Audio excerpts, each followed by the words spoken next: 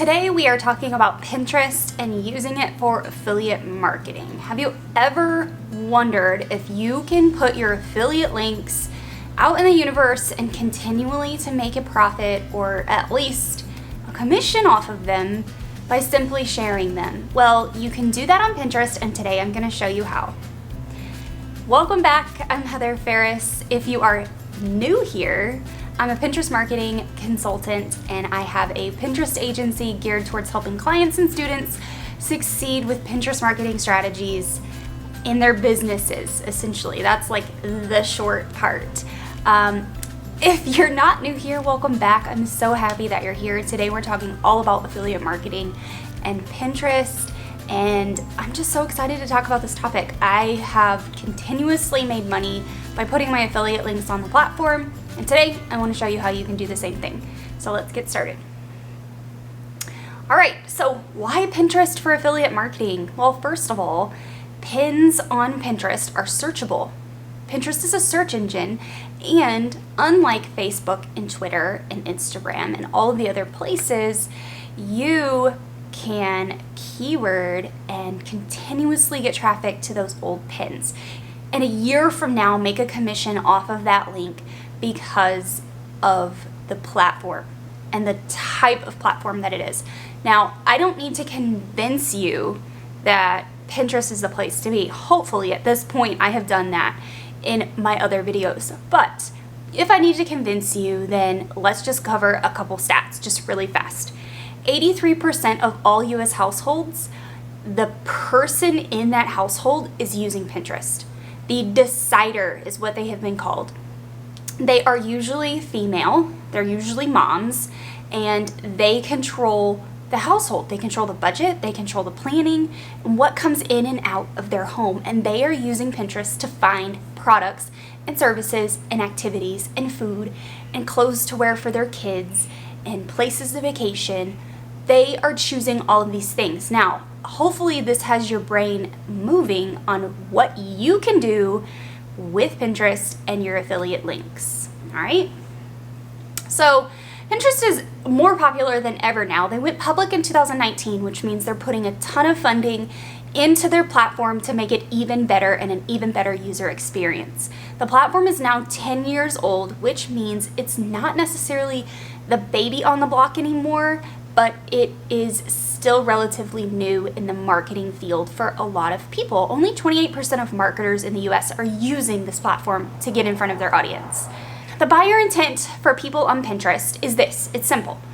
They are in the very beginning of the phase. They are trying to figure out, okay, I have a problem, I have a pain point. What is it? And then once they figure out what that pain point is, they go into the research phase. So they will go to Pinterest and they will type something in. It's usually very broad. They're not using specific search terms, and they're not really looking for specific products. However, they are using broad terms like how to remodel my bathroom. They don't know that ultimately they're going to land on and decide to buy Behr paint or Anthropologie lamps. They just want to know how to remodel their bathroom. And then from there, it just kind of goes down. Beyond the research phase, they start moving into the consideration phase. They have closed up on your pin, they have engaged with it, clicked through to it, maybe saved it to their boards. They are considering that idea. So they'll save it for later or they'll take action. And then beyond that is getting them to buy. What do we need to do beyond that to get them to buy? I can use Pinterest all day long as a traffic driver, but it's always up to my clients to convert that sale on the other end. The great part about using Pinterest for affiliate marketing is most affiliate programs are really optimized for getting those people to buy. They've already done the hard work, so you don't need to worry about that piece. So beyond the consideration phase, that's when they start moving into that buy phase. They start doing their research on products and they start looking at reviews. And that's where great testimonials on affiliate pages can really come in. So if you are an affiliate for a program and they have really great testimonials, you have that working in your favor. And then beyond that, they obviously purchase. So it kind of looks like a sales funnel coming down. So that's kind of the buyer intent when it comes to people using Pinterest to purchase something. There are very big statistics that you can look at. I actually have a blog post all about Pinterest statistics I can link below that are fantastic case studies for why you should be putting products, including affiliate links, on the platform, because people are looking to purchase. They come to the platform with a problem and they are looking for the solution that you provide. You just have to do the work to get it in front of them. We've talked about why. We've talked a little bit about the how, putting your pins on the platform, right? We'll get into more of that later.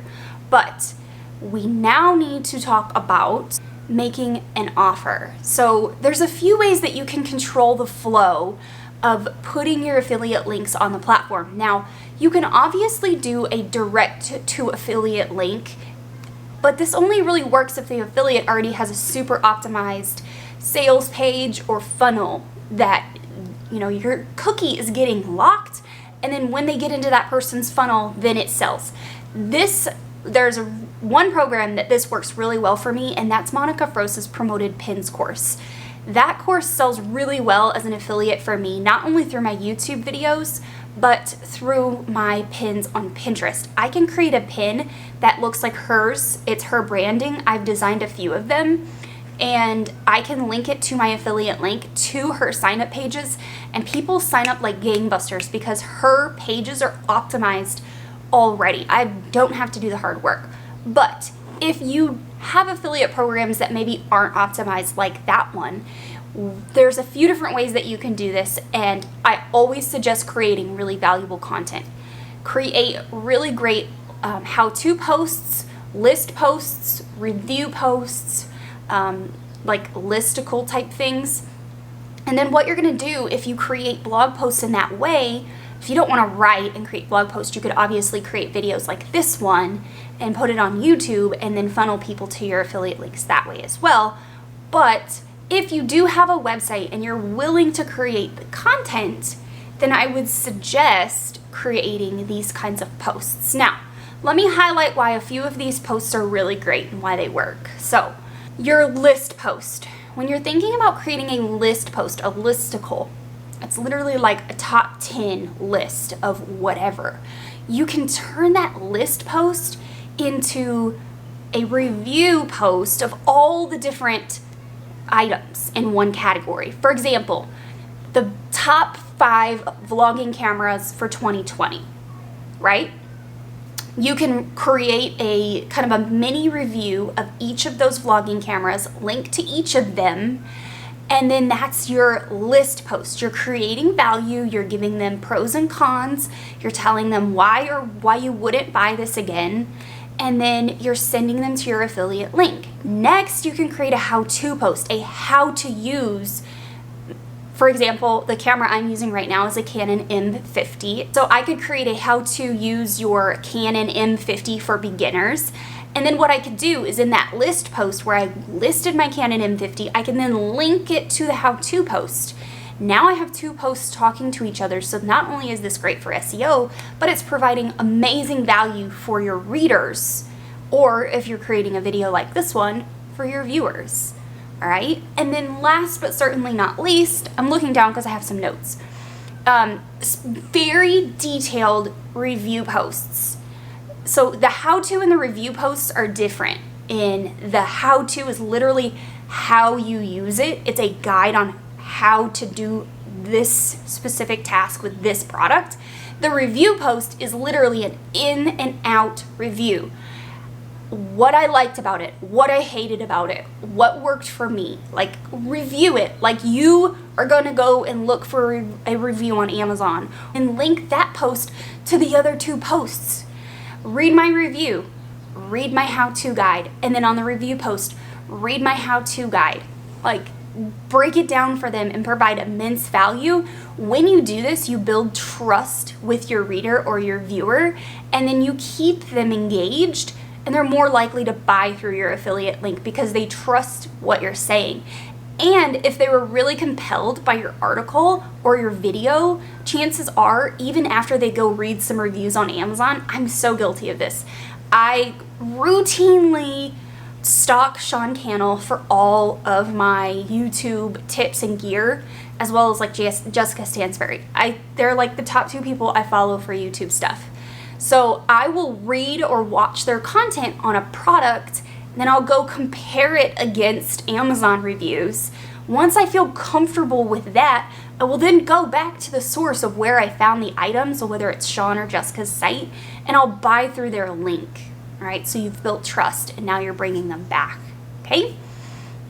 So now that we've talked a little bit about the methods of presenting your content and getting it out in front of people, now we're gonna look at, or we're just gonna chat really quick about creating a long-term strategy. Ideally, if you have a website or a blog or even a YouTube channel, you have some sort of a niche and you've narrowed in on that niche and you know what their problems are. Now, if you are new to blogging or you're new to affiliate marketing, maybe you haven't nailed down your niche and you don't know what that problem for your ideal person is, right? So I talk all about Pinterest marketing. I know the ins and outs of my person. I know what they're looking for, why they're looking for it.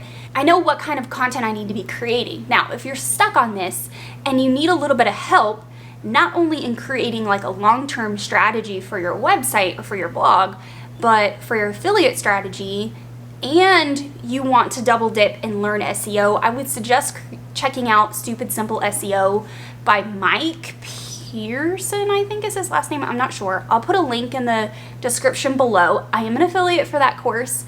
I'm personally in it. I love it. I've seen amazing results from it. But in that course, he teaches you basically how to create like a keyword strategy, and you can take that and kind of dip into the affiliate side of it. Like you can figure out what your keywords are going to be and then target affiliate products. Okay, sort of a long-term strategy. That's what I'm doing.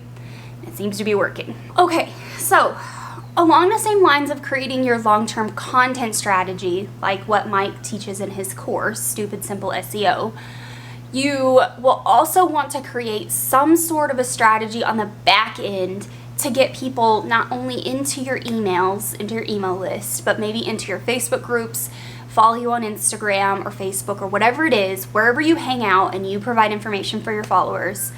But then to also be able to push them back to your blog. I think of this as like a big wheel. When they come into my world, chances are you're coming into my world from YouTube or from my blog. Okay, so maybe they're coming from Pinterest, but ultimately it's like YouTube or my blog. Those are the two places I create content. Then from there, I'm pushing them through and I'm trying to get them on my email list. For my email list, I'm pushing them back to my social channels. For my social channels, I'm pushing them back to my blog and so forth and so on. Like I'm just sending them in a circle. I want them to see me on all of these platforms and follow me in as many places as possible without showing up in every place all the time. I try to repurpose content so I don't have to show up everywhere all the time. But I want them to see me in these places, and I want them to continue to see the same message over and over again and see the same recommendations that I'm making. That way they see me as an authority. Now, how does all of this come back to using Pinterest to share your affiliate links? That's probably what you're asking, because when I thought out this training or this YouTube video and when I'm completing it now, it's kind of like they ended up being two different videos. But ultimately, I think this is super valuable for any beginners out there wondering how to share their products, right? We first have to start by creating the value, which is your content, to be able to share your affiliate link. What we're gonna do is create pins using Canva. Now, if you need help with this, I have 5 free Canva templates that you can grab. They're in the description below. Make sure to link it. And you simply create pins for your content or for your affiliate links directly, and you put them on the platform. You create really awesome descriptions. You use your keyword research. So if you need a keyword video, I will link one above. I don't know which side it'll be on, but it'll be up there somewhere. So first you're gonna figure out what your keywords are gonna be related to your product or your blog post, and then you're gonna create your pins, and then you're gonna put them on Pinterest, and then you're going to consistently drive traffic with them using Tailwind. Okay? So whether you are sending a direct to affiliate link from Pinterest or you are creating super valuable content on another platform and then using Pinterest to distribute it, it doesn't matter. you're going to continually schedule your content and create new pins for those items and schedule them through Tailwind so they're always going out. All right? That's really it. There's a few things I did want to touch on before I go, and that's, first of all, never use Amazon affiliate links on Pinterest. I don't care who tells you you can, just don't do it. Okay? Just don't do it. Just say no. And second of all, if you are using a direct to affiliate link on Pinterest, make sure in your description that you are using a disclosure. For the love of all things holy, don't ruin it for the rest of us, okay? The very last sentence in your description can just say, "This is my affiliate link." Period. Done. You have disclosed. That's all that you're required to do. Just don't forget that part if you're using a direct affiliate link on the platform, because you have to disclose your relationship. For one, it's the law. It's not just Pinterest's rule, it is the law. And second, Pinterest is only allowing us to put affiliate links on their platform as long as we follow the rules. So make sure you're doing those two things. First of all, don't use Amazon affiliate links. Second of all, make sure you're disclosing when you do use a direct to affiliate product.